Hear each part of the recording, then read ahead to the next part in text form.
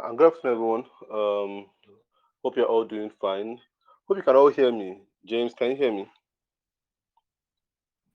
Yes, sir. I can hear you, sir. Good evening, sir. All right. Good evening. How you doing? Good to have you, James, and good to have you, Emmanuel. All right, you're the only two we have right now for this live class, and it's good to have you guys here. Um, as you might know, this is going to be the last official class for the logo training um, that we've started about 12 weeks ago. And it has been really good having this cohort. The feedback has been good, your participation has been good, and it's good to have both of you here because you have been very active, Emmanuel and James. I must commend your commitment and dedication in activities that has been that you've been encouraged to participate in class. So you've both done very well. I'm very proud of the progress you've made individually. Although I understand that the the the idea to this training is not we are not trying to foster um, immediate activity because I realize that not everyone has the opportunity to be able to work on stuff or make out that free time. So it's structured in such a way that even if you do not have free time for months to come, you can always come back to the group and catch up on what has been done. Even after the training has ended officially, there's always access to come back and review things that have been that we've discussed or we've treated. Now, what I want you to understand is that this training is not the end. It's closer to the beginning than the end. It's so far from the end for most of you. So, a lot of people go for trainings and then you know, they finish the training kind of feeling, oh, I'm not as wonderfully good as I thought I would be. And that's the essence of a training is to get you on a journey because you have so much more time ahead of you. So there's no training that can cover um, how much time you have ahead of you as a designer. And that's why with education today, I particularly don't believe that education should be long because things change rapidly. So the problem with our Nigerian university education, and not just Nigerian, but general university education, is that people stay in school for 4 years minimum, 4 years, 5 years, 6 years, 7 years. It is too long a time to put people in school if they are not being exposed to the real world. Because if you're in school for 4 years and you're not exposed to the outside frequently, then you're no better than a prisoner that I was imprisoned for 4 years and came out and realized that they've invented mobile phones, they've invented internet, they've invented flat screen TVs. You understand? Then you now have to adjust to the reality. I believe that school should be open, should allow people to go out and come in and bring in some of the ideas they got in the real world into the classroom. So I don't really believe in that structured education of 4 years, and this is what we teach within that 4 years. Then you go out and now go and look for how to implement it. No, I believe school should be you go out, see problems, bring it to the school environment, solve it, go back out, see problems, bring it to the school environment, solve it. And that's how you get so thank you for being a part of this training and just to assure you that as you continue to practice the principles that have been given to you during this training, it will improve, not might. It's if you continue to practice, it will improve your skills as a creative, as a designer. Very important. And I say creative and designer because a lot of you are designers right now, so you're still actively designing. You're still actively clicking the mouse, actively presenting to clients, actively sketching. Trust me, a time will come when you can't actively do these things anymore. It might be due to your age, it might be due to the raising a family. You just don't have time to just sit down and do 5 hours on a laptop anymore, or on a computer anymore. It might just be due to the fact that you can't keep up with the software that are out there anymore. You understand? Like you could when you were younger. You can't compete with younger people anymore. And it might just be that you just don't have an interest in expressing design that way anymore. You must prepare yourself for it. One mistake I made is I didn't prepare myself for it. I always thought that I would design for the rest of my life. So I saw myself. I would say I mean I'll design till I'm 40 years old. Till I'm 70 years old. So I used to look at people like Paul Rand, Saul Bass that were way into their early their 70s, their 60s. You understand kind of thing. I said that's how I want to do it. But then I didn't realize that the world now is different from when them Paul Rand were starting, because then when they started, design was a new thing. You understand? It was a new thing. Now design is not a new thing anymore. Branding is not a new thing anymore. And we always seek higher expressions.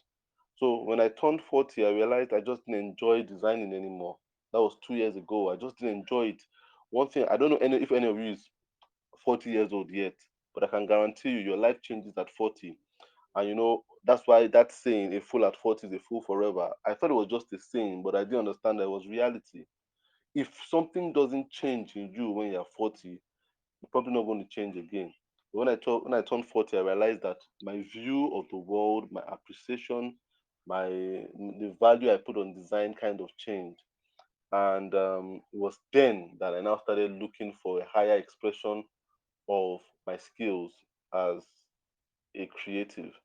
And so, but it was hard to transit. But if I had prepared myself for that, to say, look, I'm approaching 40, I need to start searching for a higher expression of my creative skill that is outside of clicking the mouse, presenting to clients. I would have been prepared by the time I was 40. I'd have started doing it, and the transition wouldn't have been hard.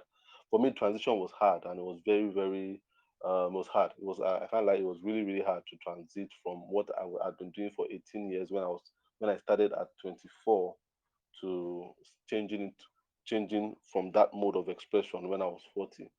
So for you, I want to guarantee you. I still have people in my mentoring group that still tell me I want to be a designer for the rest of my life, and I tell them it's not going to happen. You understand? When you get to a particular age, there will be a certain dissatisfaction with the expression of design you're doing, and then you need to transit to something else. And I met a lot of people too that are at that age where they're like, "Sir, I used to enjoy design. I used to love designing. It used to be my life, but now I just don't enjoy it anymore. Is there something wrong with me?" And I tell them there's nothing wrong with you. You're just growing. It's a growth period. You are growing into the next thing. It's like a caterpillar going into a cocoon to become a butterfly.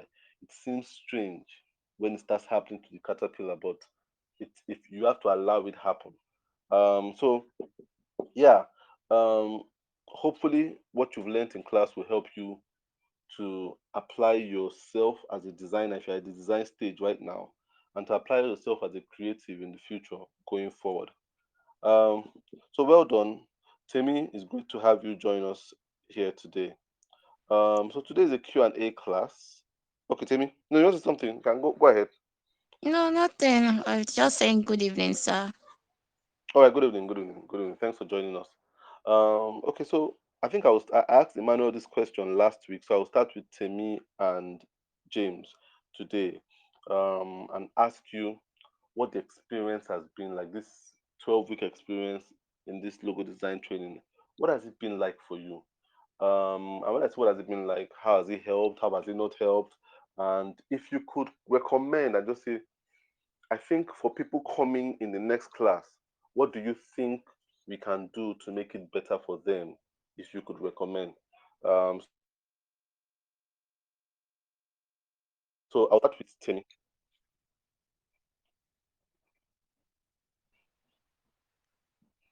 Hello, good evening again. Okay, can you hear me? I think the Yeah, I can network hear you clearly. it's okay.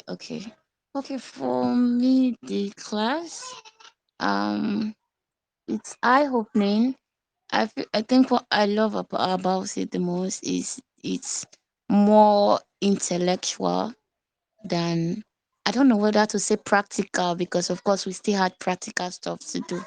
Yes, but the principles which we are going to carry for the rest of the not just design journey but the creative journey were a bulk of what we got to learn here, you know, how to get inspiration, copying, sketching, all of that.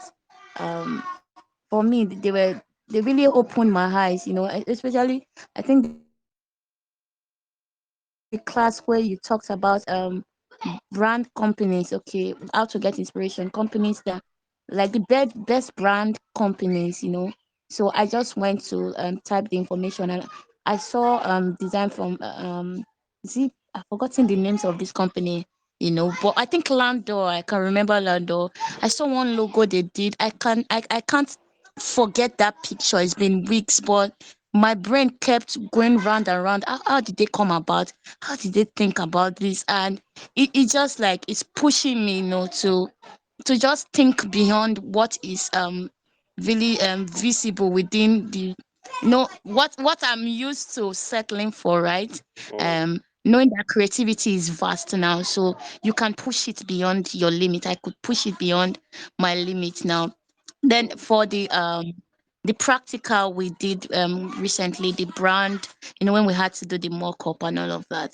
I remember you talking about my work and saying that I didn't do I've forgotten, I can't remember the exact name for it, but something like the envelope mock-ups, those yeah, um office collateral. yes. Yes, yes. So in my mind, I really didn't know that those were the necessities, right? I just Mm, like, okay, mock it up, not knowing that there's the specific ones you are looking for, even though you are doing mock ups for the company, but these are the stuff you need to cover. So mm, I had those particular mock up sets on my collection, but I kept looking at it and like, people do this thing too much. Let me just not do it. Let me go mm, to something different. And then I realized that it's not about something different, it's about what works. So it yeah. could be similar, but does it apply, to the project you are doing, to what you are showcasing to the brand? So basically, it's been a beautiful experience for me. I don't know, maybe I would have loved a little bit of maybe more practical. For me, I'm not so experienced here. Logo design is not a strength. In fact, it's a do it afraid thing for me. That's why I had to Mm, sign up for the class. Yes. So mm, it's a do it afraid this thing for me. I just told myself, Tell me, you have to go learn this thing. You have to know it, mm, right? Yes, there's a creative thing there, but I've always not seen myself like you can do logo design. So that's why mm, basically I signed up for the class. Thank God I did. So well, I would have maybe liked to maybe have some more hands-on mm, experience because I noticed that when I needed to okay the first from the sketching stage so now translating it to what is it vectorizing it, I still mm, had some constraints even though eventually I scaled through that, but I still had some constraints with the vectorization and all of that. Of course there's still room for learning and practicing and all of that. So basically that's it for me. That's my experience for this class.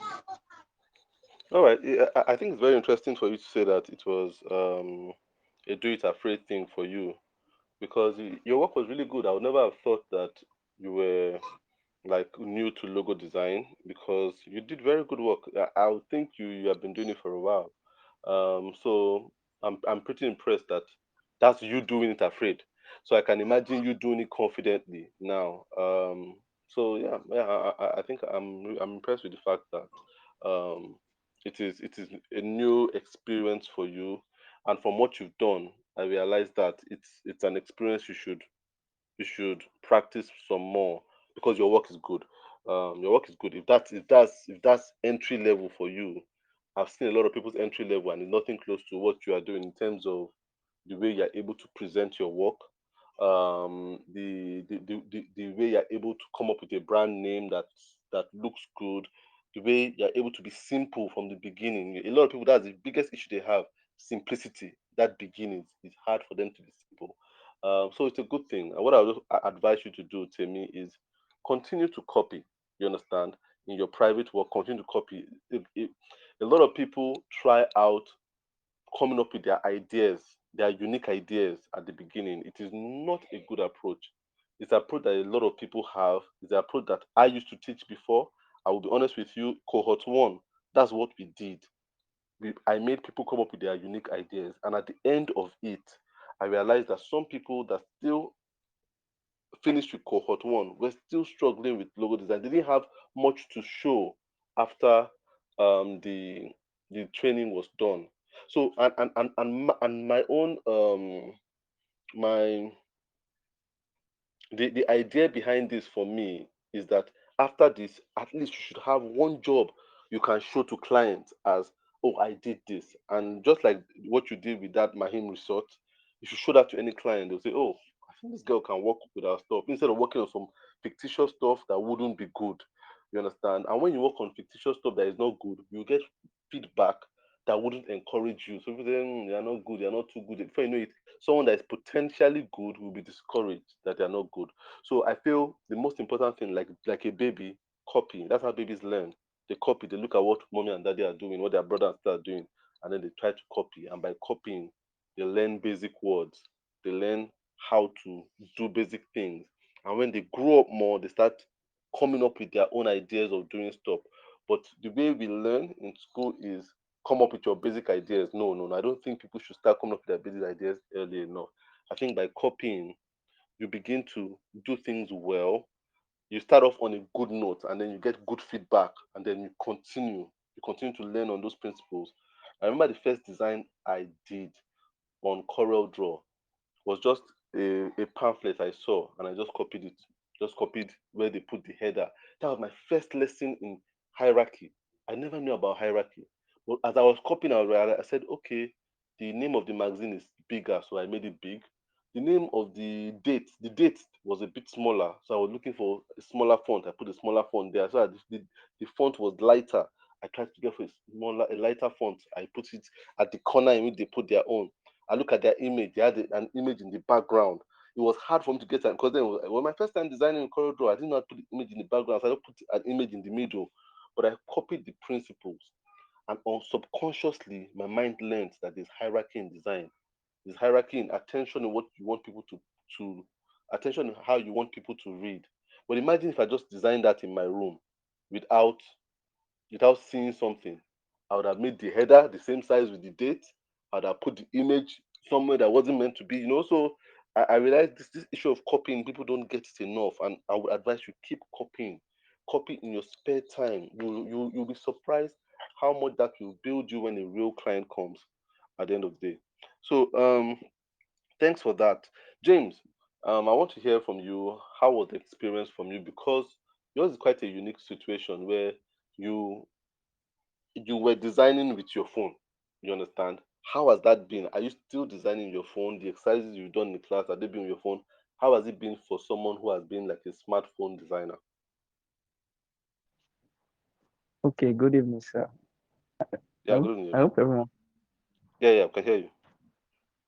All right, so I want to thank you very much for this class. The knowledge I've gained so far compared to when I joined the class, I've gained so much. Uh, even if you look at the first tax I submitted, you see that I've not been into logo design, but I've been a graphic designer. I've been into doing flyers, marketing flyers, and all that. But I was not really good with logos, and I realized that as a marketing designer, I would need to know how to create effective logos as well for brands for my clients. So that was what made me to actually enroll for this class. And I'm really grateful for what I've learned so far. Though I bought a PC recently, so I'm not using my phone for the task. So I got a PC recently before I started doing the practical aspect of the class. And so far so good. Adobe Illustrator was it's kind of something that I did not expect that I would learn so fast like that. And with the principles you taught us, one thing I want to appreciate more is the principles you taught us. I think people used to say that the strategies or the tactics would it would come to a time when the strategies would would change, but over time the principles will still remain the same. So the principle of copying, sketching, and all that's also helped my logo design process. And today now, if a client comes to me to ask for a logo design, I think I'll be able to deliver better than when I just joined the class. So thanks so much, sir. The tips you gave us, how to get inspirations, how to copy. Although I've never thought of copying, because they used to say if you want to, one needs to stand out or something, that the idea of copying, you should not do a direct replica of someone's work. That even if you want to copy, you should model. I've never thought of it that okay, it's when you copy that you learn more, that you learn better. And it's one of the new things I learned in the class. And I've really seen that when you copy into details, not just even copying, but copying into details, you get to learn more and your brain gets adapt. You'll be able to adapt yourself to getting something like that done. So, and you talked about investing in design books, talked about the quality of inspirations also. These are one of the things, or these are the things that I learned newly in this class. Investing in design books, being intentional about the quality of inspiration. So those principles I got, because most of the class I used to join on graphic design, they are just how to use the tool. Most all the tutorials, just the and if you go to YouTube, you see all of those tutorials there. But the principles that you really took time to, explain to us, I really appreciate that. So thank you very much, sir, for the class. Thank you very much, James. So in terms of what would you what do you think could have been done better? What would you think you wanted to do more of? If you wanted to say, okay, for the people coming next now, what do you think will make the experience better for them? Since this class is not about teaching softwares and all that, Mm, I think the class is still okay. The class, from my experience so far in this class now, I think the class is more of teaching you the basics and making you know the principles that will scale you through as a logo mm. designer and make you that will stand you out from other logo designers. I'm not seeing the class as a class that will teach you how to use software, how to use the Adobe Illustrator. I had to go to YouTube and then there's this guy course I got on YouTube that I watched over and over before I could do some vectorization and with the Adobe Illustrator. I think the class is Okay, just was more it? about Was that video helpful to you? The one you watched on YouTube? yeah, yeah. It's a 3 hours video and it was Oh, really okay. If you don't mind, can you share it with us on the group? Because some other people yeah, might yeah. also need that. No problem, sir. I'll do that. Okay, I think I'll talk to you some more, James, because in you know I wasn't used to this whole smartphone design, but I realized that there are a lot of people that design with their phones. So before, Yeah. I used to be very dismissive of that category, and I realized that was a wrong stance of saying no, you shouldn't design with your phone. It's not professional. It's not this. But I realized that's very dismissive. You understand? And it is an approach to design that one must reckon with now. You cannot just, it's not going anywhere fast. There will be people who will design with their phone. And for someone like you now, is it something you're going to continue with, like smartphone design, or are you now going to transit to designing with your system, with your laptop? What the two experiences? What's how are they to you? What are the differences? Which one do you enjoy more? Okay. Okay. As far as logo design is concerned, I think using PC would be better. As far as logo, Mm, because some client would want you to render those designs in some format that you cannot render on fixed on phones, like mm. maybe in AI, in EPS formats, in all those formats. And with phone, I don't think it would possible to render those designs um, in those formats. So, but when it comes to player designs and all that, I'll still be using my phone. I just got the Hmm. PC just for logo design because Okay. logo design is very easy.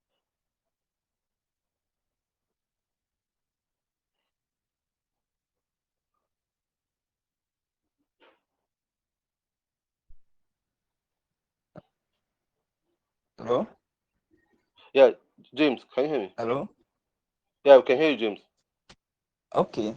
So I said, but when it comes to flare designs, I'll continue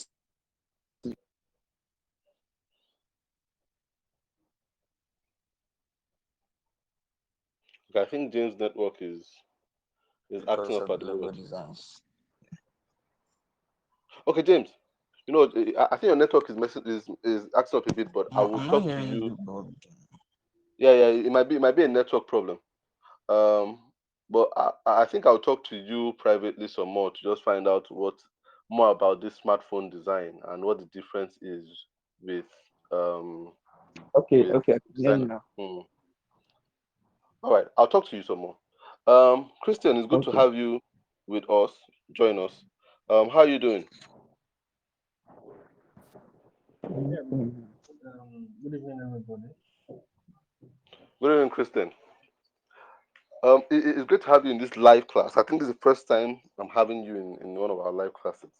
Um, today happens to be the last official class we are having in this training. So I'm just getting people's feedback, what the experience has been for them, and I'd like to have what the experience has been for you. Okay. So, apologies, I've not been able to join the class. It's all about work. Just Hmm. that I happened to got home early today Okay. because of the rain. The roads were quite free.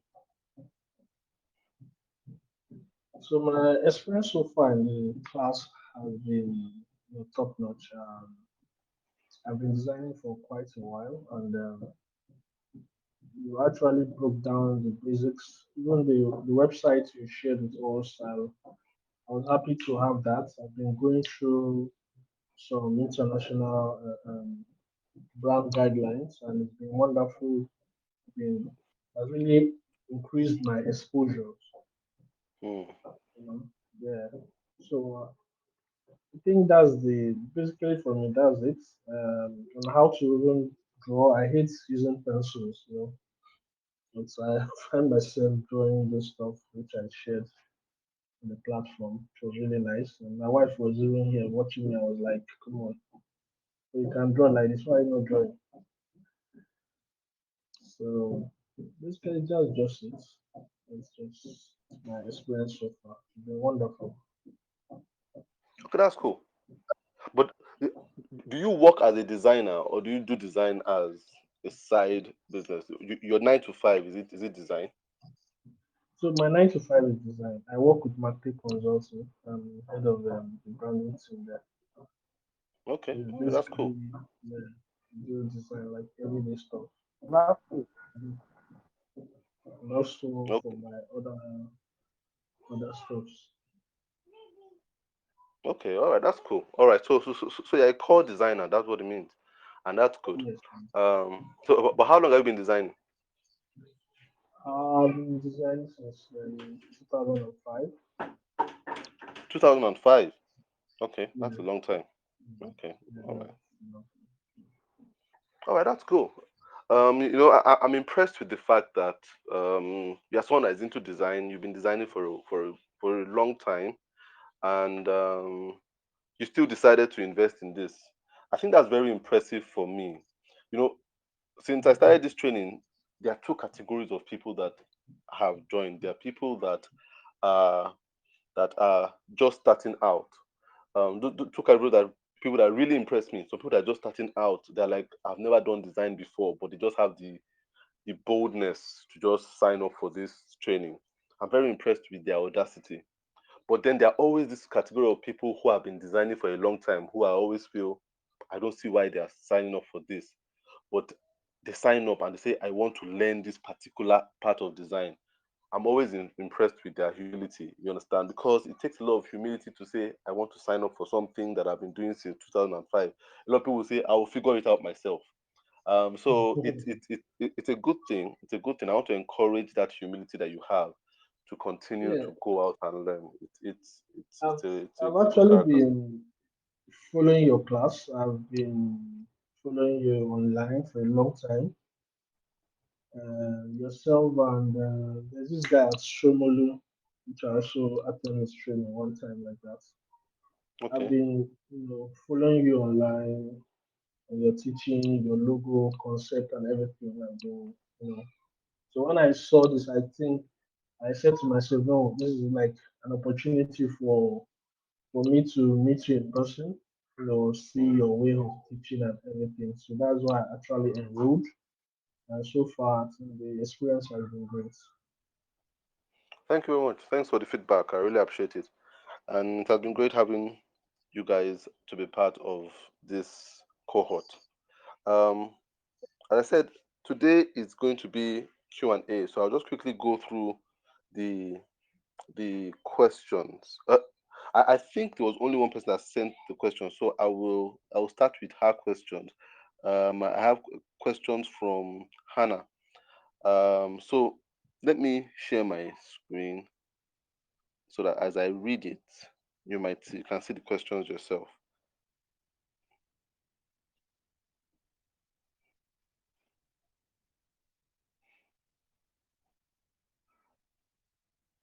Okay, so I have questions from Hannah here. I think the first question Hannah is asking is, I've been trying to sketch. I'm not great at it. It's frustrating. How do I draw with grid? How do I make the right proportions? So that's the first question. That's a very good question. She says she's not used to sketching. And Christian too pointed that out to saying he didn't like drawing. And I fall into that category too. If you listen to my audio, the first on sketching, I never started out sketching. I was one of those people that just went to the system straight to start working. So I never used to sketch. And so when you start to sketch initially, it can be quite frustrating because it's like a motor skill that you're not being used to doing. But one thing about sketching is that a lot of people tell me they can't sketch. But sketching is like writing. It's just instead of writing is a form of sketching. When you're writing, what you're sketching are words. When you're sketching, when you're sketching for art's sake, what you're sketching are symbols, are ideas, and stuff like that. And as a matter of fact, the alphabet system, they're all symbols.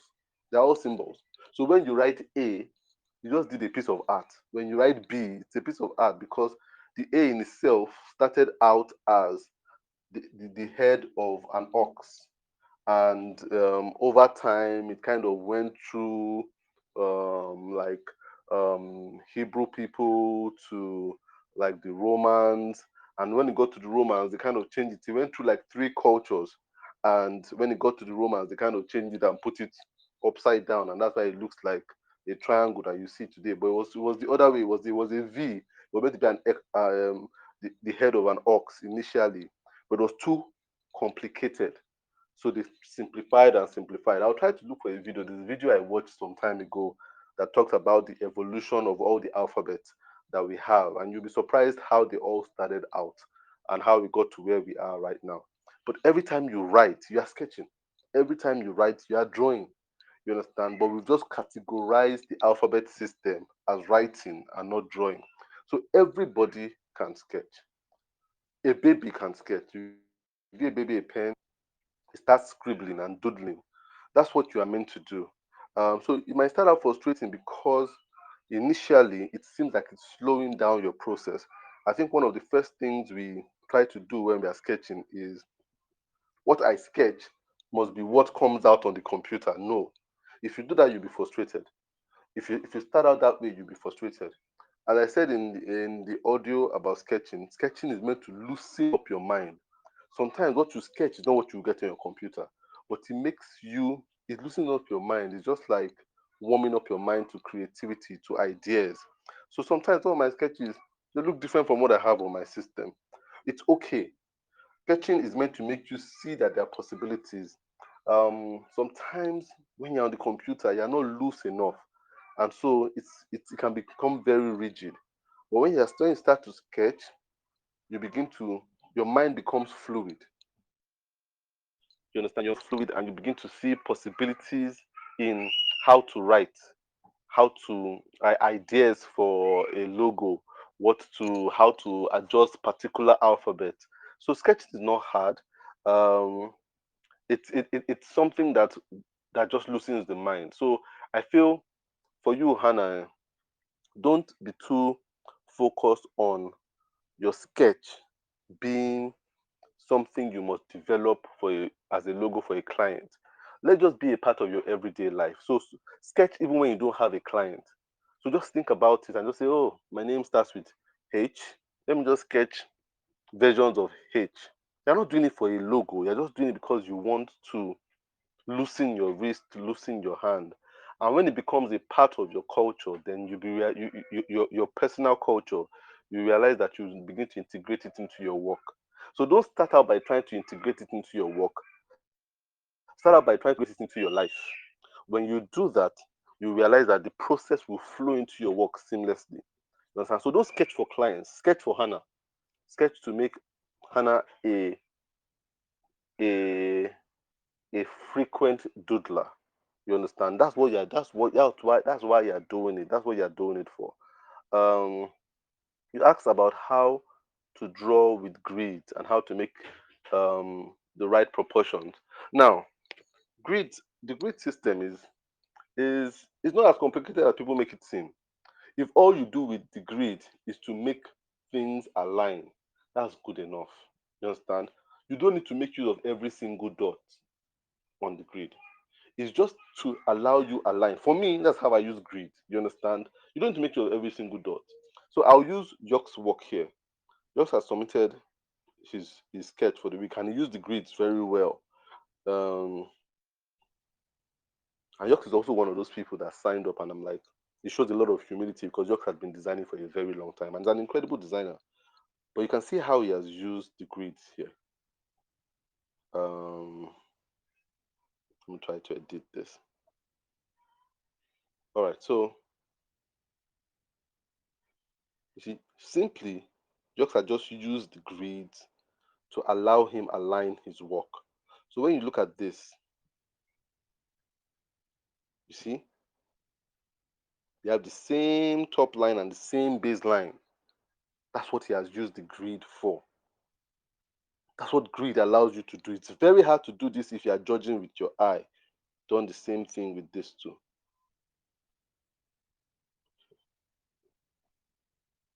So the same thing with this, the same thing here. So it makes his work look very neat. That's how you use grids. So you can see there are a lot of dots that he hasn't used, a lot of dots that he hasn't used. But then he just uses it to align his work. That's how he uses the grid. So when he needs to draw lines, you see, with this X, you can see how he has used the grid to draw X. So he doesn't need a ruler. You use this to draw into this line, then use that on that. He's just connecting dots. Sorry, this might not be a good app to, but you can see how he has done that, where he has used the grid to draw this. So for this one, he has used the dots. You can see there's a dot here, there's a dot here, there's a dot here, there's a dot here, there's a dot here, there's a dot here, there's a dot here, there's a dot here, dot here, dot here, dot, dot. So that's what he has used to form the basis of where his lines will go. If you look at this too, the same thing. Dot here, dot at every junction there's a dot. So there's a dot. So it's just connecting dots. And that's how you can use the grid system. It's not complicated at all. Use it to align your work, and you also use the connecting of the dots to allow you know where the line should run through. So to draw, if I go to draw um a slanted line, Instead of using, let me try to clean up this page to see clear all. Instead of using your eye, you can just easily just say, I'll start from this dot and I'll take it down to this dot. So you try to go and see, because you are using your grid, it will guide you. That's what he has done with this V. You understand? So using the grid system is not hard at all. It's not complicated. But when you talk about proportions, you see, you get to understand proportions the more you copy. When you copy, you begin to see the proportion and see how people use proportion. So I put out some logos here earlier on, um, and this is how you use proportions. Now, never try to figure out things by yourself. Always look at what other people have done. So look at Mattel now. That's how you use proportion. You can see, you look at the size of their brand name. Look at the size of their descriptive name. Look at the size of their icon. Look at the space between their icon and the brand name. Look at the space between the brand name and the descriptive name. You must copy these things to a T. Copy them as much as possible to a T. So even if it means you take Mattel and you put it into your Illustrator and write on top of Mattel, you understand, your own brand name and descriptive name, just to get that proportioning. That's how you do proportioning. How big is what's the scale of their icon to their brand name? What's the scale of the brand name to the descriptive name? What is what style of font have they used for their brand name? What kind of style of font have they used for their descriptive name? That's how you get to understand proportioning. They've used a serif font for their brand name and a sans serif for their descriptive name. You look at how they've used colors. Their brand name is white, their descriptive name is gold, and they balance it up because their icon is also gold. So it's like white sandwich within gold. That's how you learn proportioning. You learn proportioning by copying the details of already established logos. So you look at their proportions and you kind of get inspired by their proportion. That's how you learn proportion. Um, Let me go to Anna's second question. Anna says, "Do you do other forms of design like UI, UX, or is your focus branding?" Well, personally, my focus is branding. I don't do UI, UX. Um, but you know, I specialize in branding, but doesn't mean that's all I do. When you say branding, branding is such a um, it's such an all-encompassing term. So a lot of people think logo design is branding, but it's just a part of it. UI UX is a part of branding. Layout design is a part of branding. Print is a part of branding. Signage design is a part of branding. Merchandising is a part of branding. But so we all do branding as long as what we do influences the perception of the customer to the brand. We are branding. So, but I know what you're trying to say. Do I focus on logo design? Yes, but it's not all I do.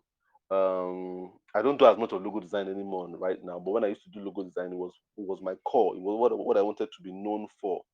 And so, but in the background, I used to do some layout design. I used to do brochure design. I used to do signage. I'm very very heavy on doing for signage. So I do a lot of signages for people too.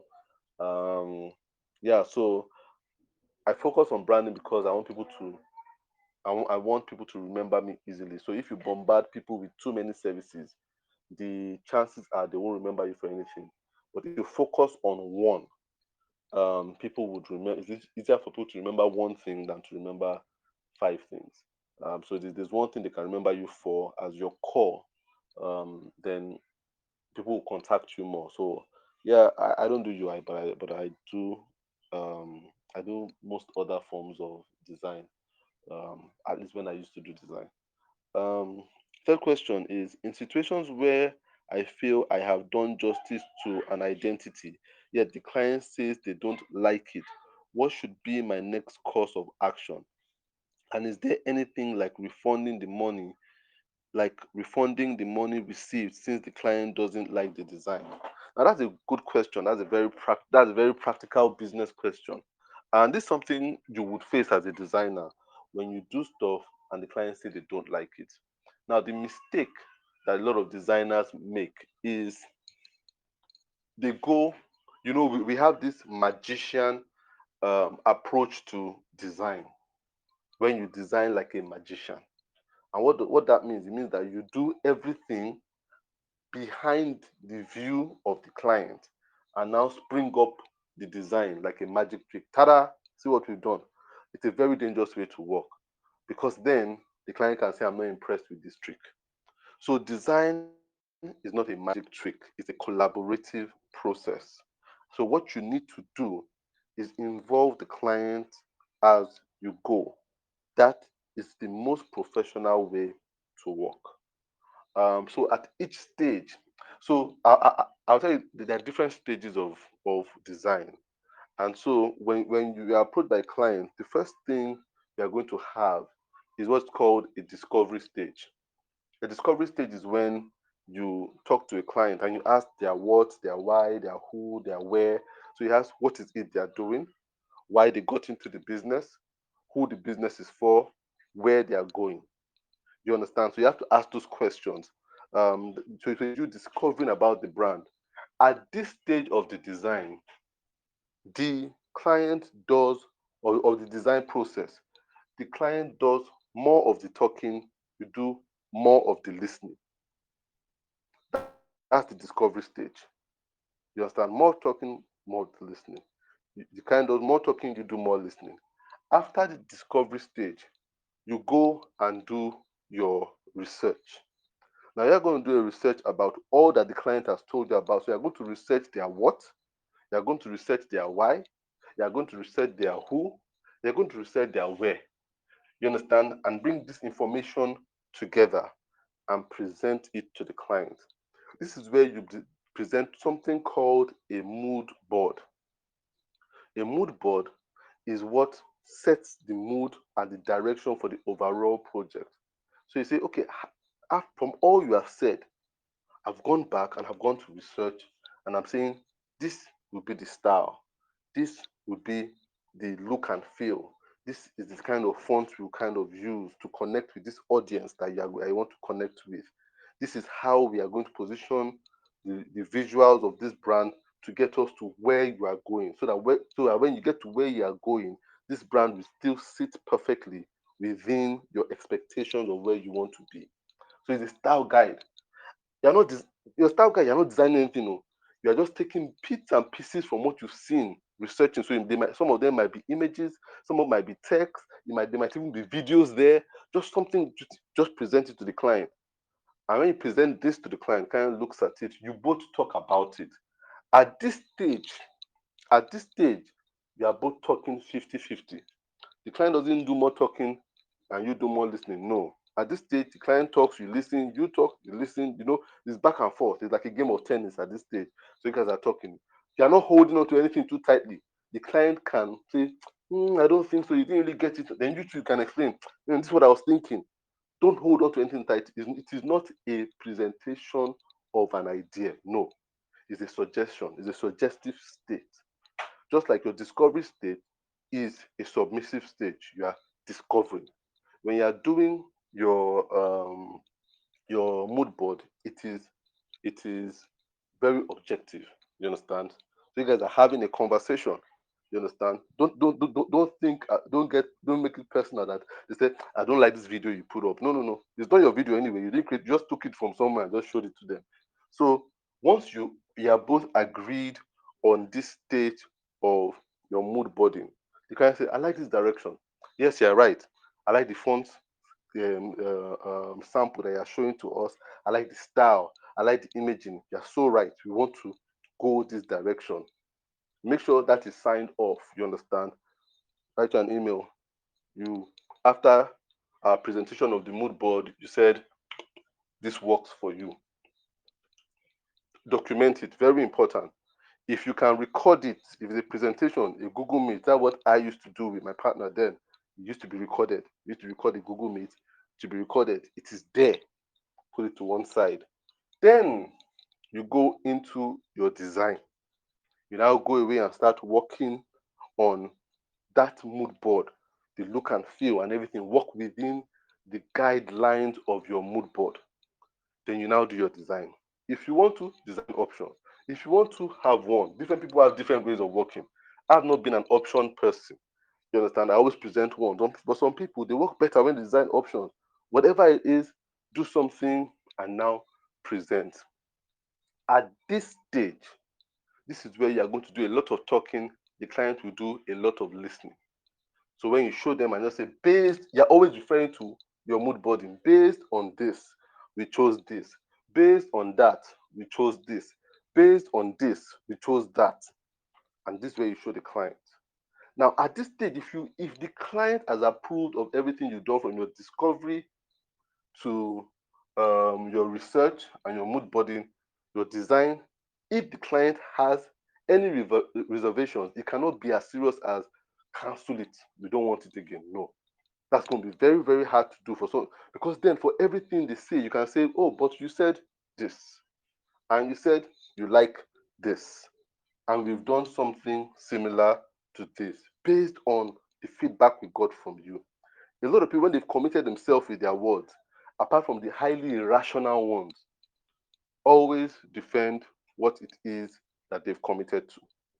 You understand? So you present your work, and then a lot of times they might tell you, all right, that's good. Can we try? Because even at this time, you're not too rigid. The problem with designers is that we get too rigid to ideas. You're not willing to try. So they might say, can we try yellow instead of orange? Can we try this instead of this? You must be willing to try. Your design presentation is not a presentation of the final work. So you have examples. Can we try? Can we try? At this stage, you can even tell them, okay, we can try it, or we tried it before. It really didn't work. But if you want to see it, we can send you some of the files after this that just showed what we tried. But we don't. You can recommend as a professional here, telling you can try it, or you can tell them, we don't think it will work. We really don't think it will work. You understand? And you tell them why. Because this is too feminine. It might be too this. It might, so you don't waste your time going to go and try something that are not necessary. But some things you genuinely need to go and try, because you'll be surprised how right the client might be by telling you to try some subtle things. But you know what? The flow and the smoothness of this stage is up to how humble you are and how you hold on lightly to your ideas. The problem is always that designers hold on lightly to their ideas. And it's because they always think of all the work they've done. So you think, do you know how many hours I've spent doing this? That was very important to love what you do and to do it passionately. That going back, you must know what you do enough to be able to want to go back and say, let's go back to the drawing board. But if you now get to a stage whereby the client is asking for an overall, because that's happened to me too. We say, we don't like this thing anymore. We don't care what we said in the research stage. We just don't like it. Let's go a different direction. This is where you have the choice to say, we are not going back. We've committed too much. Rather, we end it here and find somebody else to do the work. You understand? Because the client that does that will always do that. So if they are willing to cancel it at the middle, if you go and do something again for them, they will still look at it and tell you, we don't like it, let's start again from the beginning. You understand? So you have to be careful decisions you make at this stage to allow the client send you back to the drawing board. So if client says, we know what you said during the mood boarding, we know what you said during the discovery, but now we've seen it, we don't like it. You see, that's where you must know, you must let the client understand that your hours are billable. You understand? So you let them know to go back to this thing will cost you extra. And if you're not willing to pay extra, then we cannot willing to proceed. And this is where you now say, the client says, okay, we don't want to continue with this job and stuff like that. Then now it's now up to you to say how much work have you done. I say, oh, we've done so much work because you have your timeline, you have your documentation. You let them know we will refund you 40% based on what we've done. We've done discovery, we've done research. The only thing left is the design stage. For each stage, we charge a 30%. So we've done 30% for discovery, 30% for this. What is owed you right now is 40% of your money. So here is 40% of your money back. You understand? You can do that as long as you can defend the stages that you have delivered on. If you can defend it, don't tell them arbitrarily that we are going to refund 40%. Then they will ask, how did you come about 40%? Why not 50? Then you tell them at each stage, discovery stage, research stage, this stage, that's how we do our work. But now we can't proceed with the design stage. This is it. You understand what I'm saying? You tell them that. You understand? So that's how you can handle that. But if it depends on what values and principles you have too. Like for me, a lot of times when you get to that deadlock, which has not happened too many times, I I do a full refund. I think only one client I didn't do a full refund for. I didn't even refund anything because what happened was that I had designed for this person and the person had approved discovery, research, design, presentation, mock up, everything. And the person came back after 2 weeks and said they didn't like the logo anymore. That I should go and design another one. That couldn't happen. You understand? It couldn't happen. So I said, no, not gonna happen. I'm not designing anything again. I'm not getting any refund because we've gone through all the process for you. You understand? But most of the time, if I did look at design, for me, and I'm not saying anybody has to adopt this, for me, I give 100% refund back to the client. That's just a personal thing. No client has a right to ask for 100% if you've done the work, but that's just a personal thing. So I'm always careful telling people to do it. You don't have to adopt it. You understand? But for me, I adopt it because I don't want people to say, "Oh, Tola owes me money. Didn't I don't have anything to show." No, no, no. I would rather you have the work and just have your 100% and just go back. It didn't work for me, but it doesn't happen a lot. That's the truth. So I don't want anyone to be too scared of that scenario. Any Before a design project devolves into refund the money, a lot of communication must have broken from the beginning. Refund my money, it it means that the client was offended with you from the very beginning. There was an attitude you showed, there was a lack of responsiveness. It's a very emotional thing for people to say, give me back my money, especially when you've been working together. It's very, very emotional. So that you have hurt the client emotionally at a particular stage and they're now taking it out by asking for a refund. It's not about the refund, it's about they're offended with you somewhere. So that's why human relations is very important. If you're working as a business person, if you are cordial in your relations and the client sees that you're caring, you take their project seriously, it's very hard for them to say, we don't like it, refund the money. A lot of them, even if they don't like it, they will carry on through, pay, and they might not use it because they can't discard the fact that you did the work. But at the end, they didn't like it, so they didn't use it. I've had clients like that too. They can't argue with you had good work ethics, you had good customer relation, but somehow it didn't click with them. So instead of saying before the money, they say, okay, that was a bad investment. Let's move on to the next person. You understand? That can happen. Um, all right. So next question. It says in a situation where okay, I've answered that one just now. What does retiring look like as a designer? That's a good question, and I think I answered that at the beginning of the class.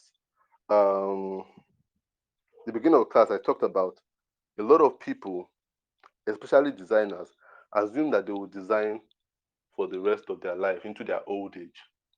You always feel like that because we are so passionate at the beginning, and I was so passionate at the beginning too, and we forget that we evolve as people. And I tell people, I don't know whether it was this class I was telling or the class before this, that we change every 7 years. We change. A human being changes every 7 years. The friends you had, you start to weed them. And say, I don't really like hanging out with Jide anymore. I don't like hanging out with Chidima. I don't find Obi too interesting. I don't, begin to weed out people. Someone that you found that was a very close friend, you just don't share anything. 7 years, people evolve. There's a subliminal evolution. So you begin to become uncomfortable with things you used to like before. And then you start taking up new interest. Every 7 years, it happens to every human being from the time you are born. Child, 7 years old, just start changing, just start changing. 7, 14, that to just start changing. Preferences will change. Sometimes we resist it and just think, what's happening to my life? You understand? Why am I more reclusive?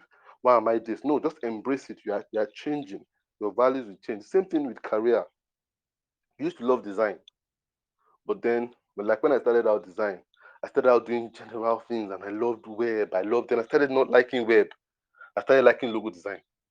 Then after a while, I stopped liking logo design. And I would like to teach. And as I was teaching, I like to speak to people.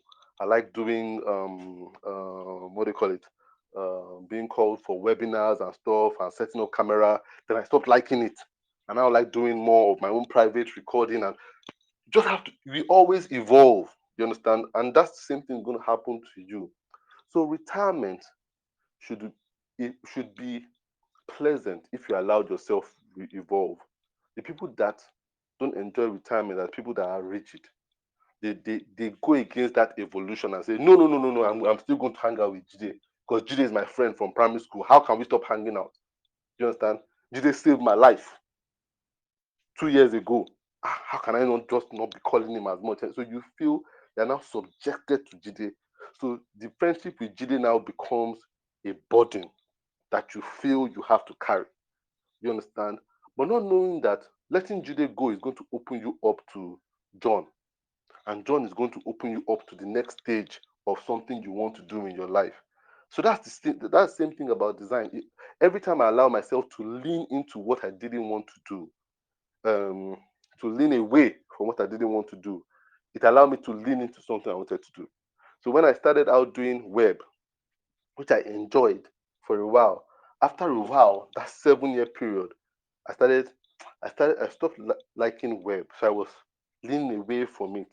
If I stopped taking some web jobs, then that allowed me to see identity. And when I saw identity, I was like, oh, this is kind of interesting. Oh. It's more permanent than web. Oh. You know, and it allowed me to meet more people in the corporate field. I started doing that. Then I stopped liking it. I was honest with myself. I didn't like it anymore. I realized, I don't like logos, like actively doing logos anymore. But I like teaching people about logos. I like talking about it, the ideas behind it. The more I was leaning away from the actual doing to talking about it, I started to learn about teaching. I started to like teaching more. A time will come when I won't like teaching. What I'm doing with you guys, cohort 1, cohort 2, cohort 3, cohort 4, you might get to cohort 6 and say, I don't like the experience of teaching these people one on one. Let me get someone else to be teaching them. Then what I'll just do is an overview of stuff like that. That leads me to the next thing. You understand? So I don't know what retirement will be for any one of us, but your retirement will be fine if you allow yourself evolve. If you allow yourself evolve, you must allow yourself evolve. And that's why you realize that the problem a lot of our parents had, my parents, for instance, like my dad, worked as a civil servant for 35 years. Then after he retired, almost 70, he now started to look for what to do. So he worked in an office for 35 years. AC'd office, had his desk, went from sharing offices with people to having his own personal office. But then he wasn't evolving naturally. He was evolving the way the system wanted him to evolve. So he wasn't choosing his expression of evolution. So when he now retired, thank you very much, sir. Bye bye. He now was at home and was now thinking, what do I do with my life? They now thought, I want to start farming. But that became very hard for him to do because he didn't have the strength to farm anymore. So he was starting from the rudimentaries of farming. You understand? But he didn't have the strength. 70-year-old going to farm every day it can be very, very demanding on his health, on his strength.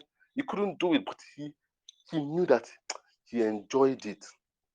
The problem was that he didn't allow himself to evolve into that man that was meant to farm at an early age. So maybe he had a tendency to say, oh, he liked the farming system. But now he didn't want to leave the civil service, which he had invested so much time in. So he said, I will go for it when I am done with civil service after 35 years. So you see that he couldn't evolve. At this stage, if he had started farming from when he was in his 40s, he would have evolved. He won't be so involved in the technicalities of farming anymore, the going to the farm. By 70 right now, he might have had his own product, which is just supervising and packaging and talking to supermarkets and talking to people that will store his product, not the nitty gritty of let's farm cocoa, let's plant yam, let's plant cashew. It's too stressful for him. So that's why retirement right now for him is like, man, it's kind of hard retiring, because he didn't evolve naturally. So if you give yourself the opportunity to evolve, your retirement will be awesome. Understand? I'm 40, but I'm happy I've been able to evolve because now I have 3 children. I have 3 children. Children need a lot of time with their parents. And I'm thankful. I was telling my wife yesterday, I'm thankful that I'm not doing active design anymore, spending time at my laptop. Because if I'm doing that, how will I spend time with these kids?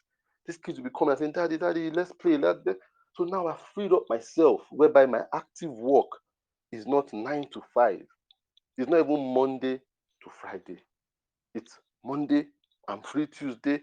I work 2 hours every day, not 9 to 5. You understand? Because that is what my lifestyle affords me to do. But imagine if I pushed all that back, then I wouldn't be able to do the things that are really important to me right now.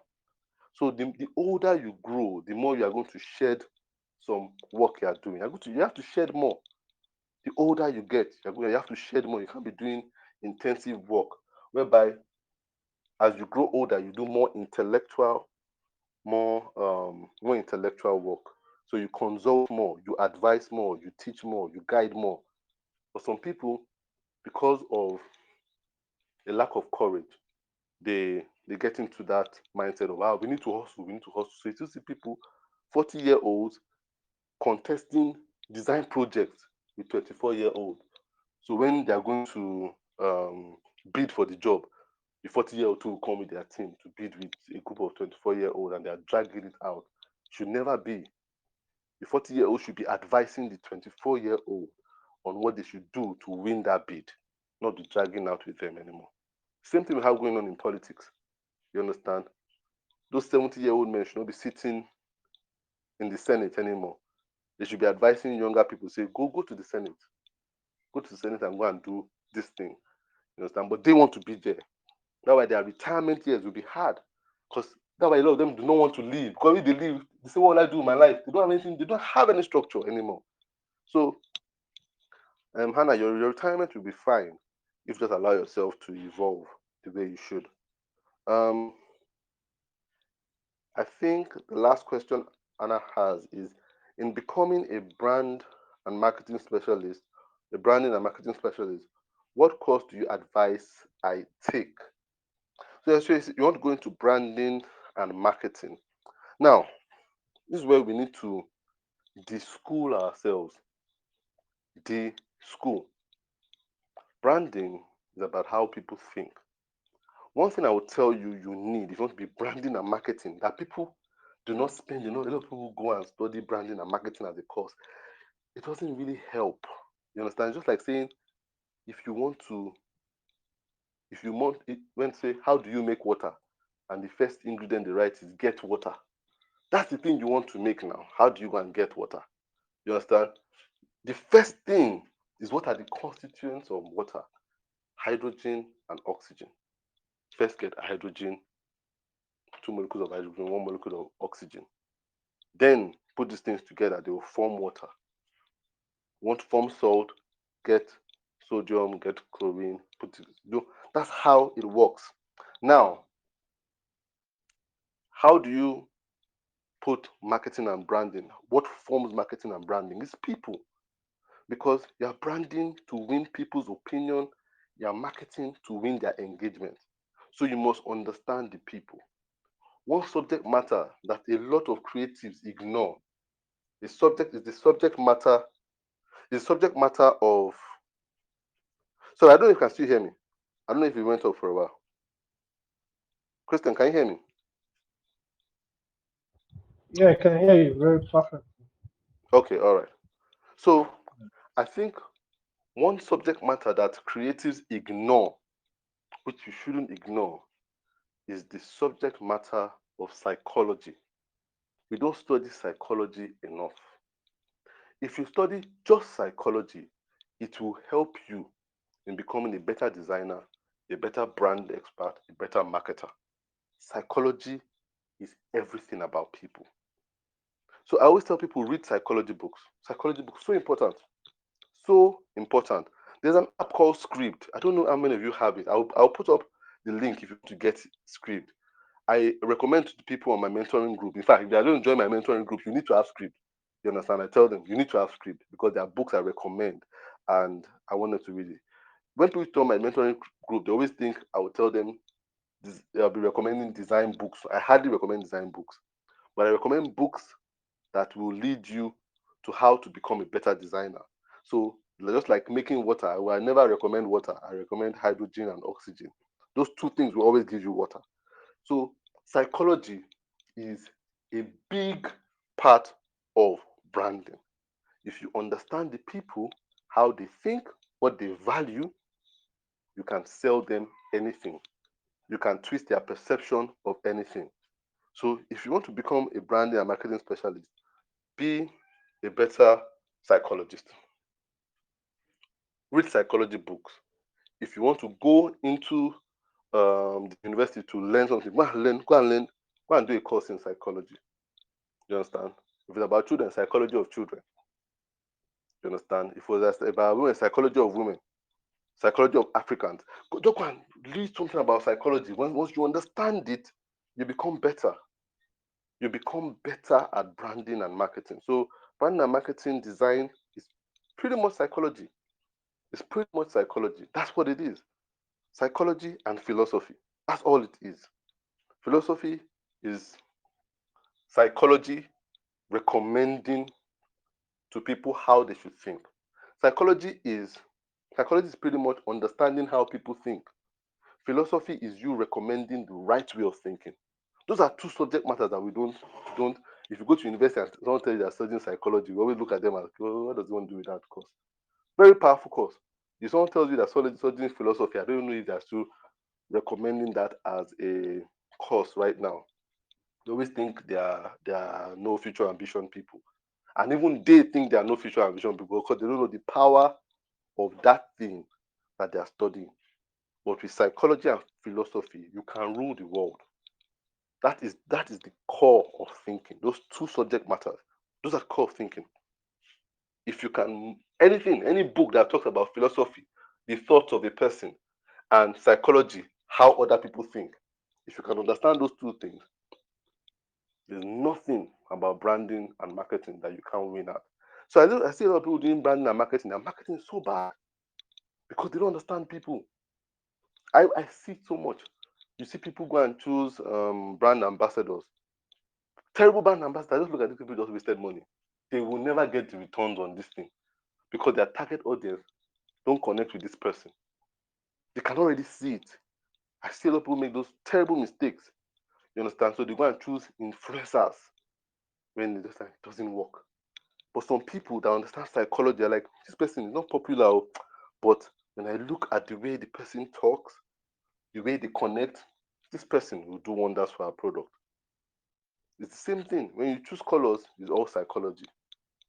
When you write, um, um, when you write copy, it's all psychology and philosophy.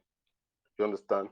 The more philosophical your copy is, it gets people to think. People like, that makes sense. You understand? That's what we call smart copy. It can be psychology where it connects with people emotionally. You understand? So if you want to be a better branding and marketing specialist, those two subject matters are very important. And the truth is, you don't have to go to school to study them. You can be in your house in today's world and read books. There's so many books on psychology, so many books on psychology. I have some of my mentoring library of resources. I'll try to copy them and send them to this group here. But you can only access them if you have script. But I'll send them to you. Some psychology books that I have. There are some very interesting ones. Why people behave the way they do. There's so many ones I've forgotten, but I'll send them to the group and I'm sure you'll find them helpful. Okay, you say can I recommend So, well, no problem. I'll send them to the group. I'll send them. I have quite a number. I'll send them to the group for you guys to listen to, and if you can buy them too. All right. So, are there any more questions? Any questions? Because I'll answer the questions that were asked beforehand. Any questions that we might have right now that you want to ask while we're in class?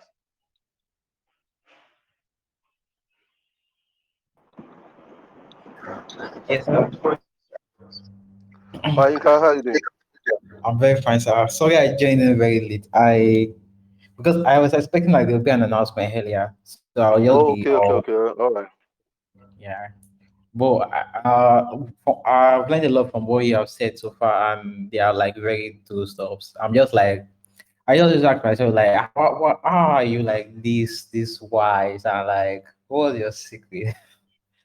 Like the depth of knowledge is just like scary, and I don't know if there are things you do that has helped you attain this knowledge base that we can start to do that you advise us to do. I'll love to hear them.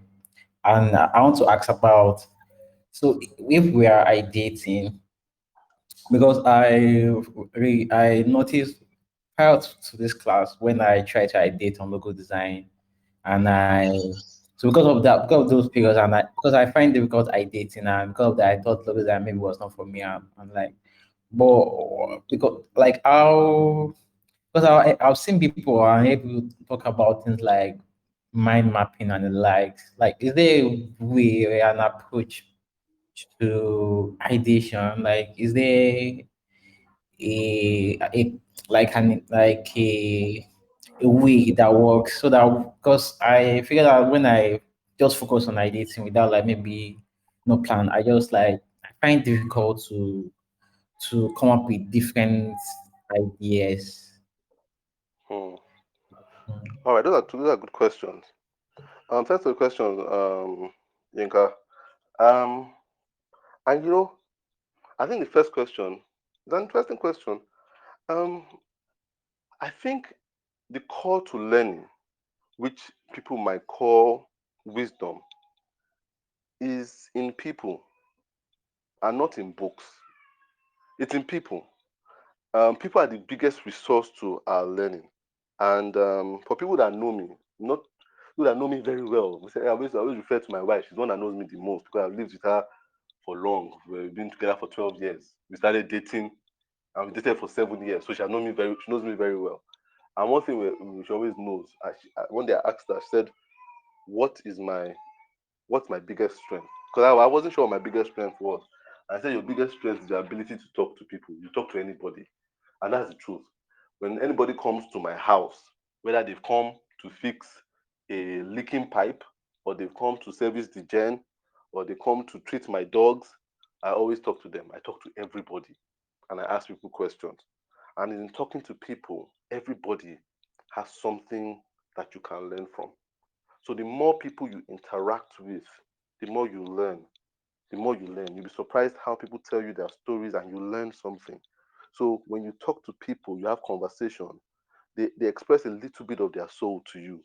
And from that, it adds to your soul something. So I'm always talking to people, always talking to people. Talk to people more than you read books. And when you talk to people, you learn a lot. You learn from their failures, you learn from their success, you learn from their insecurities, you learn from their mistakes, you learn from their victories. So I advise us to always try to talk. We have opportunities to talk to people every day. When you're going to work, you're in the bus, strike up a conversation with somebody. Very important. It's not only is it good for business, this thing that we call business is not is not a natural thing. So when I say business is not a natural thing, um, it is something that happens out of a relationship. It's just that the Western culture has taught us to be more aggressive about it. So we try to edge out other people so that we can get business. That's not the way business is meant to be. Business is meant to be born out of relationships. You understand? It's not meant to be as cutthroat as people make it. So cutthroat, that why people are comparing themselves and having a hard time selling. You understand? It's not meant to be cutthroat. There's a client for each and every one. You understand? And then when you know your client can stick with you because it is you, not because you are the best. So there are some people that I've worked with, they work with me not because I'm the best designer, it's because it's me. So like it's taller now. You can't work with someone else. I used to have clients like that. Even if I made the worst printing mistake with them, they will still come back next time. And you ask them, why do you come back? And I say, "Man, it's you now. Can't go anywhere else. You're a guy now." That's how business should be. You understand? But now it's everybody trying to cut out the other person. So we undercut the other person. And like, okay, they are selling at this, we will reduce our own price. So you make it a very unfair thing. So it's interaction. The base of business is relationships, and the base of knowledge a lot is relationship, whether it's horizontal relationship with man or vertical relationship with God. But that's where knowledge is stored, is in those relationships that we build. The second thing that you asked about ideation is a good question, and I will just put it this way: ideas are not coming up. Ideation, the core of ideation, is not coming up with um, a good and unique concept. That's not the core of ideation, and we kind of miss it because we are trying to do something groundbreaking. Your intention should never be to do something groundbreaking. The core of ideation is to build on something that already exists, that is good and unique. That's the core of ideation. The core of ideation is not to come up with something good and unique, is to build. So ideation is a very slight thing, but we get frustrated when we make it a very immense, huge thing. It's a very slight thing. Good ideation is an extra dot, not a whole paragraph. An extra dot, just a dot, is good ideation. An extra stroke is good ideation, not a series of strokes. But a lot of times you try to do a series of strokes and you get tired. That's what the African man tries to do. The African man always tries to reinvent the wheel. The foreign Western man doesn't try to reinvent the wheel. So someone that reinvent the wheel, so he redesigned the spokes of the wheel. Then someone else does what we call the rings. Then someone else puts like rubber around that wheel that we call tires. Then someone else invents what they call track marks on the tires to increase the friction. You can see how ideation is just one thing added to the other, one thing added to the other. But we in Africa, we want to design the wheel, the spokes, the tire, the rims, the track marks. That's too hard. That why the work is never finished with us. Then the next person comes and just discards what that person does and wants to do a new thing. That's not ideation. That is selfish ambition. That's people trying to make a name for themselves. And that is grounded in insecurity. I'm a nobody, so I must make myself a somebody. But once we give up insecurity and now think about how do I make this experience better for people, you'll be satisfied with just adding one thing. The person that invented the automobile did not invent the wiper. The person that invented the wiper did not invent the windshield. The person that invented the windshield did not invent the air conditioning. Everybody added one thing to the other. It was never a complete process. So you add one thing or the other. So, Inka, this thing about ideation, it becomes easier when you allow yourself enjoy what other people have done. Don't seek to create something new. Seek to just enjoy what has been done. If you want to copy. Do you understand? It's in that process that a little bit of Yinka will just come inside and you just add just a small essence and it becomes yours. You understand? It just becomes better. That small thing. You see, there is a documentary I'm watching right now on Netflix. It's called The Evolution of Hip Hop. It's a very interesting one, very long though, but very interesting. And there's this particular episode where they talked about producers. I never knew what music producers, what that really entails. I just thought they come up with beats. But one thing, as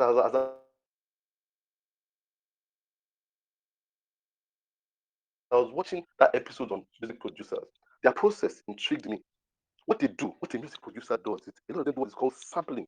Sampling. They don't come up with these beats from the very from the like the minutest detail. Oh. What they do, a lot of producers, they have crates of records, old records, some of them from 1960, from 1950. So the older the record, the better. And they listen to these things. And they might just listen to one particular chord, one particular symphony. And they're like, that's interesting. Then they take that and they put it on their computer and they begin to stretch it out and add to it. And before you know it, they've created a song in a beat for a song in 2023 that was inspired by a song that was done in 1950. So they have a conference where they go and they just go and buy old records. Old records, the best producers in the world. That's what they do. They don't sit down and think, let me think of a beat. Maybe I should put guitar here. No, it's too hard. You understand? So they go somewhere and someone has already laid the foundation for them 50, 60 years ago. And they now build on their foundation and they put their stuff out there. Now, what they put out there, somebody else in 2050 will see and say, let me listen to what this person did. And they start, oh, that's interesting. And that's what makes the world better. But that's sitting down to try to say, I will think of every chord and every beat on my own. You always have headache. And in the end, you come up with something that is not good enough. So ideation is just a little block on top, a series of blocks that have been laid by other people. So what I would advise you if you want to come up with good ideas is just surround yourself with brilliant ideas. That's why I talk about design books a lot. Just look, if there's anything any of you will get from this class, please let it be the concept of copying and being inspired. If you can do that, you'll be surprised how your work will just improve. Just surround yourself with good work. When you watch TV, watch look at good logos. When you look at books, look at good logos. Just surround yourself with it. If what you surround yourself with will become what you do eventually, and you realize that you start copying what you've done, then after a while, your style will be that small thing that you just add to yours. That small thing, you don't even know. It's other people that might even tell you, I can tell your work. I can tell your work because your work is always looking very rectilinear. Or they can say, I can tell your work because there's always this curvy thing you do. Before you know it, you come up with a style. You were not intentional about coming up with a brilliant idea. You just wanted to do good work because you were inspired by good work. So that's where ideation is. Try it and see if it doesn't work. It will work. That's how it works. All right, any more questions? It's already 6:36. So I might have to be closing this class in a few minutes if there are no more questions. Questions? Just a next question. Okay, you have a question, James? Yes, I have questions. All right. All right, ask the question. Yeah, yeah. The question is, Okay, when you a typed client, it out already. yeah, that's it, but my network is kind of fluctuating. That's why I just typed it out. Okay, let me read it. Let me read it since your network is fluctuating. Okay. Uh, all right, so I'll read your question. I think James' question will be the last question we will take for this class. You can ask questions even after the class. It says, what are the deliverables when a client asks for a logo design job? Well, that's good. What are deliverables? Never just a logo. You understand? Even if they ask for just a logo, never just a logo. Yes, you deliver the logo in all the usable formats without background, with background, ESV, AI, whatever a vector format version of the logo. Even if the client cannot open it, a lot of them have told me, you send me this .ai, I can't open it. I just tell them, just keep it. Don't need to open, just keep it. When the printer asks for it, give them that one. They will be able to open it. What you also need to do is send a guide, a brand manual, no matter how small it is, send them how to use their logo. A lot of people are getting more educated in how to use a brand manual. So you want to send it to them. Most clients will even ask you for it nowadays. They say, "Don't you have a brand guide, a Bible, or something like that?" So send it to them. That would also be something very helpful. Brand guide, you send them what the colors, what the font is. Just guide how they can use it, placements and stuff like that. Those are the things I'll say you can send to a client basically. You understand? Something that will just help them move on. So send them the logo, all formats. Send them a guide. That's also good. If you can send them a document that talks about the idea of the logo, also very good for you to send it to them. That would be good. You can also send all your preliminary investigative stuff, just like what we talk about, your mood board, all those mood boarding. Let them have it. It helps them to understand the history, how you arrived at this thing. A lot of people don't appreciate this thing till hindsight. You understand? 50 years when the company they want to do their 50 years anniversary. That's when they dig out all these things. That's what people do in the Western world that we don't do. They tell you, okay, when we're starting out, this were the first. Coca-Cola has incredible documentation, incredible, incredible documentation of their history in terms of branding. They show you everything, and that's because they kept everything. So those are deliverables I feel you can send to a client for a logo design job. Um, so he said, can I expatiate more on copying? Because if a client asks for my portfolio and starts seeing common logos on my portfolio, I don't think it will be appealing to the client. Or what do you think, sir? My view is that the act of copying is for your own growth and not to include corporate projects on your portfolio. Please take more time to talk about this. Okay, so yeah, you're right about that in terms of the aim of copying is not just for clients. That's very secondary. It's for you. However, it doesn't matter. As long as it's not the client's work is not the copied work, show them in your portfolio. You see, a lot of times we think clients are not in your industry. A lot of them they don't really know unless you're going to go and copy Coca-Cola or copy Disney or copy all these popular. Clients don't know. They don't know Jack.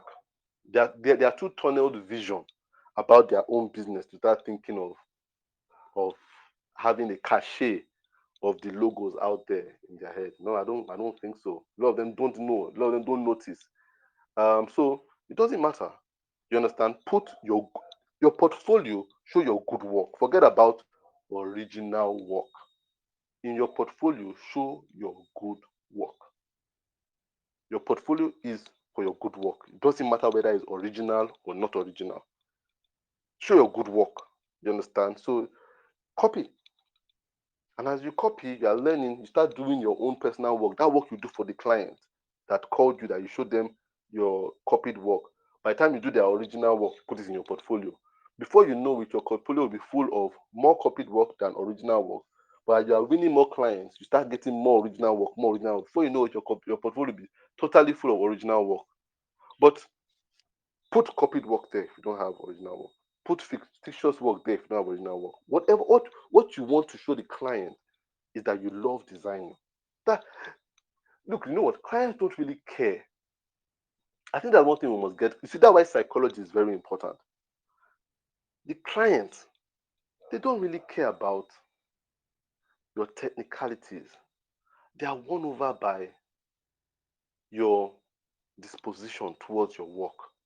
That you love your work gives the client more confidence than the fact that you are technical, you use the golden ratio. They don't care.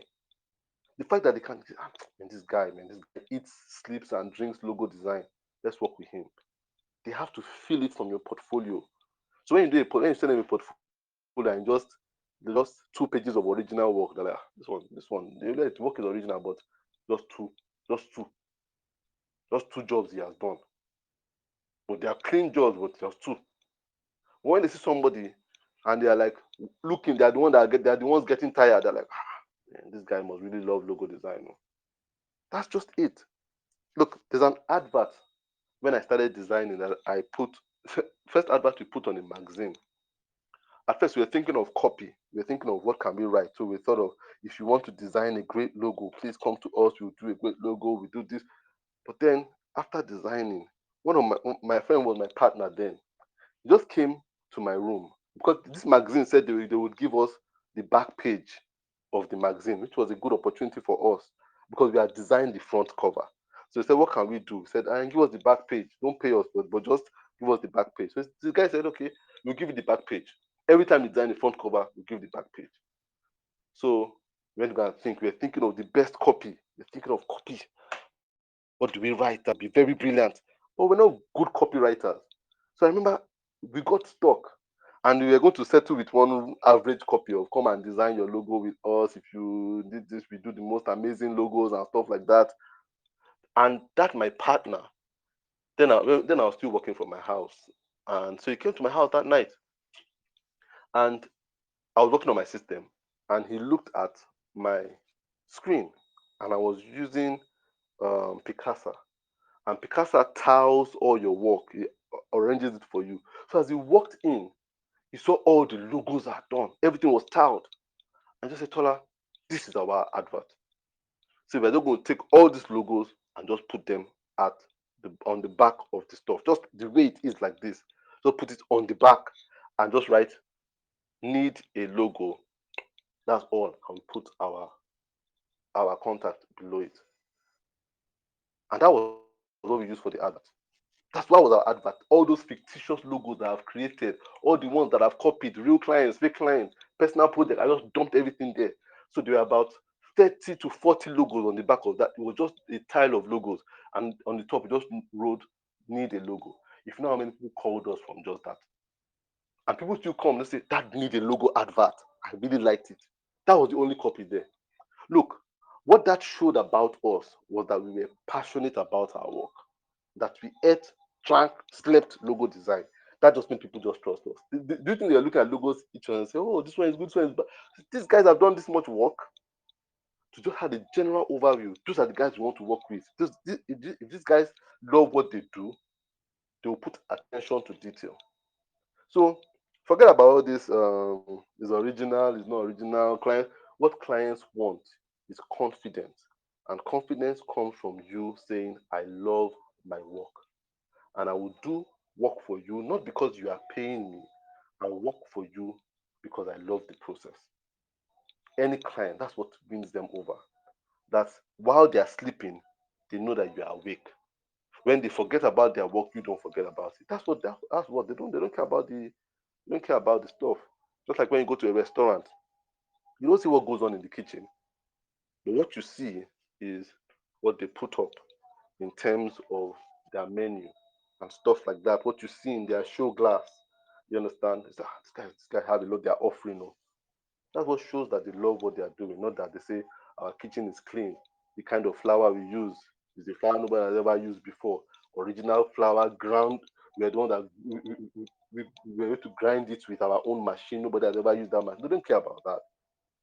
The thing is that how often do you make donuts? How often do you make meat pie?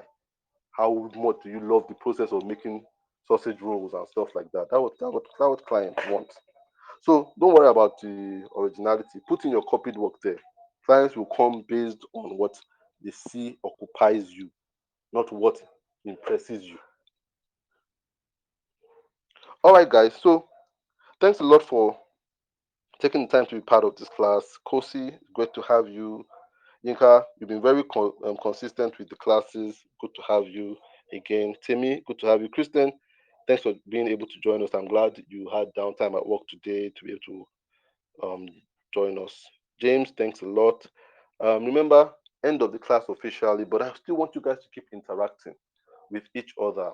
Put up your work here, working on a project to inspire somebody. The class has ended officially, but the cohort still stands. You understand? And I think very soon I'll try to get cohorts to even work on personal projects, maybe cohort one, cohort two, cohort three, and just try to see how you can come together to work on stuff. So please, it is an alumni right now. Some of you are going to go ahead to do very, very great things. A lot of you interact, collaboration, don't work in isolation. When you're working on the project, you need help, ask on the group, I need help with this thing. Can someone just give me some direction? People on cohort one, they do very incredible when it comes to, they're the first, but they're still very active talking. Other course too are actually active, but they are the most active, and I'm still impressed. So please, the class ends officially, but then interact with each other, get numbers outside the platform, know where you're located. I remember when James was looking for material, and I don't know whether it was Timmy or someone that told him, I'm in your area too, I can help you. That's great. That's what it's for. You understand, at the end of the day. But thank you all. It's an honor being your teacher. I'm still your teacher, you understand. So reach out to me if you would like to. I will try to send those books to you on the group, and please take out time to, if you want to join Scribd, use the link I would send to you to join Scribd. And have a great evening, guys, and let's keep interacting. If you have want to send any of your past work too, you haven't had time to do it, you want to do it now, please keep sending me your work. I'll give feedback as at when I am free. All right, guys, take care of yourself. I'll end this call right now.